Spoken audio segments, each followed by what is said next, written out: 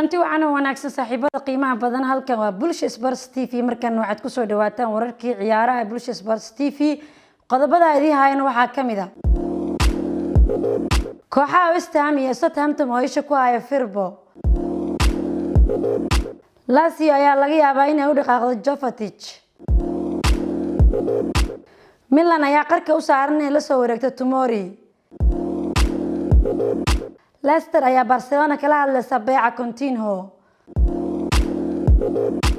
Man United ayaa sii wada hadalada Sancho Barcelona ayaa doonaysa xidiga Juventus ee Matias Dzeko ayaa ku wajahan kooxda AC Milan Juventus ayaa sii xoojinaysa amaahda Morata intaasi waxa ayaan qodobadii warka Bulsho Sports TV markan waxa ku soo dhawaataan isagoo faahfaahsan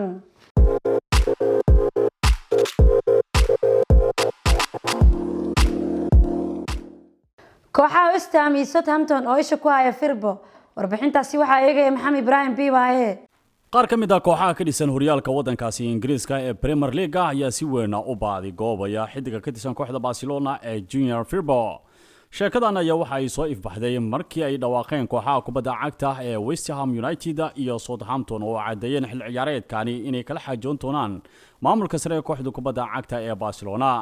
Bulgarana ayaa kalsooni weyn lagu qabaa in guud ahaanba ay iska fasaxi karto ciidankaasi Junior Firpo maadaama dhaqaale xumo xoogan soo wajahday kooxda kubadda cagta Barcelona oo ay markaa ka dambeysay caabuqa coronavirus isbedel walba kooxahan ka dhisan Premier League ee West Ham United iyo Southampton ayaa isku diyaarinaya bal inay soo gabagabeyn doonaan qiimaha ku aadan ciidankaasi Junior Firpo sidoo kale waxa la xusiyaa laacibkani inuu dalab kale ka helayo mid ka mid ah kooxaha ka dhisan horyaalka dalka Talyaaniga waana kooxda kubadda cagta ee AC Milano Lazio ayaa laga yaabaa inay u dhaqaaqdo Jovetic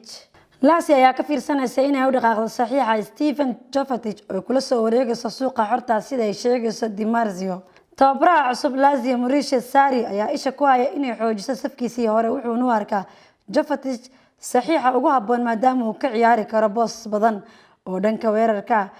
Jovetic oo hore ugu soo ciyaaray kooxaha Inter Milan iyo Fiorentina ayaa noqon doona wakiil xor ah marka qandaraaskiisa Monaco uu dhaca dhamaadka bishan Milan ayaa qarka u saaran in la soo wareegto Tomori qodobkaasi waxa eegay Cabdirasaaq Cabdi Ibrahim AC Milan ayaa xaqiijin doonta saxiixa joogtada ah ee Fikayo Tomori oo ay kala soo wareegeen Chelsea isbuucaani sida ay qortay Calcio Mercato 23 jirkani ayaa qaab ciyaareed fiican ku soo qaatay kooxda AC Milan qaybtii labaad ee xilli ciyaareedkii hore kooxdani ayaana si dhaqso leh ugu dhaqaaqday inay daafaca ka dhigato heshiis joogto ah kooxda ka dhisan horyaalka Talyaaniga ayaa Chelsea ka siin doonta qiimo dhan 7 milyan Tomori kaasoo saxiixi doona qandaraas 5 sano ah ee San Siro Leicester ayaa Barcelona kala hadlaysa beeca Coutinho warbixintaasi waxa eegaysa Qamar Maxamed Cumar Leicester City ayaa qorsheynaysa inay u dhaqaaqdo xidiga qadka dhexe ee Barcelona Philippe Coutinho 29 jirkan ku guul dareystay inuu ka soo baxo wixii laga filayay tan iyo markii uu kaga soo biiray kooxda Liverpool heshiis lagu sheegay 5 milyan gini isagoo dhaliyay kaliya 15 gool oo liiga 64 kulan oo uu saftay horyaalka Spain ciyaaryahanka reer Brazil ayaan u ciyaarin Barcelona sanadkan 2021 kadib dhaawac halis ah oo jilibka ka soo gaaray kaasoo u baahday 2 qaliin dhamaadkii bishii December wargeyska Mundo Deportivo ayaa sheegaya in kooxda Barcelona si weyn u doonayso in ay Coutinho ka saarto mushaarkooda waxayna Leicester City kula xiriirinayaan in ay 20 milyan kula soo wareegi doonaan xidigii hore ee kooxda Inter Milan tababaraha kooxda Leicester City ayaa Coutinho kala soo shaqeeyay Liverpool markii ku dhawaadeen hanashada Premier League xilli ciyaareedkii 2013 ilaa 2014 Man United ayaa sii wada hadalada Sancho qodobkaasi waxa eegay Cabdirasaaq Cabdi Ibrahim Manchester United ayaa wada hadallo dheeri ah la yeelatay kooxda Borussia Dortmund isbuucaani iyagoo doonaya inay heshiis la gaaraan Sancho sida laga soo xigtay Fabrizio Romano Sancho ayaa la rumaysan yahay inuu durbadaba heshiis shakhsi ah la gaaray Red Devils laakiin weli ma aysan u soo gudbin lacagta la aqbali karo ee Dortmund kooxda reer Jarmal ayaa doonaysa ku dhawaad 95 milyan 22 jirka iyadoo Manchester United ay xilligaani ka caga jiidayso inay ku soo iibsato qiimahaasi sanadkani, laakiin Manchester United ayaa doonaysa inay ku helaan qiimo dhan 70 milyan. Juventus ayaa wali sii xoojinaysa amaahda Morata. Juventus ayaa ogolaatay inay amaah kale ku sii haystaan Alvaro Morata si arrimahaasi kala xaajoodaan kooxda Atletico Madrid xilli ciyaareed kale sida ay qortay Mark. iyadoo mustaqbalka Cristiano Ronaldo la hubinta oo Juventus Massimiliano Allegri ayaa ka walaacsan inuu lumiyo awoodo badan xilligan si ay dhaqso leh ayuu uga dhaqaaqay si uu u xaqiijiyo adeegaha ciyaaryahanka reer Spain sanad kale. heshiiska ayaa Juventus ka dhigay inay Atletico ka bixiso lacag amaah oo gaaraysa 10 milyan oo euro iyadoo dooq u leh inay amaah ku bedesho heshiis joogto ah xilli ciyaareedka soo aadan. Barcelona ayaa doonaysa xidiga Juventus ee Matias. warbixintaasi waxaa eegay Maxamed Ibrahim Bibaye.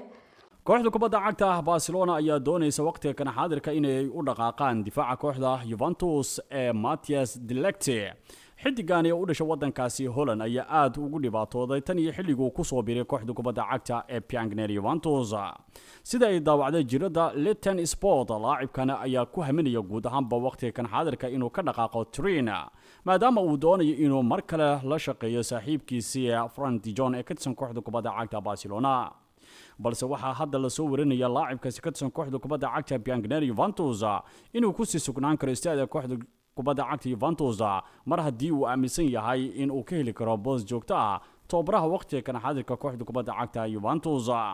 waxaana laacibkani Matthias de Ligt la shaacinaya in waqtiga kan xaadirka marka lagu qiimeeyo lacag aad u fara badan, laakiin de Ligt ayaana kooxda kubadda cagta Barcelona ilaa iyo hadda aysan u soo bandhigin qiimaha ay doonayaan inay markaa kula soo wareegaan. laakiin waxaa sidoo kale la shaacinaya isbedel xoogan inay soo bixi karaan toddobaadkan gudihiisa maadaama Bulgarana ay xoojinayso xiisaha gaar ahaaneed ay u qabaan difaacani kooxda kubadda cagta Juventus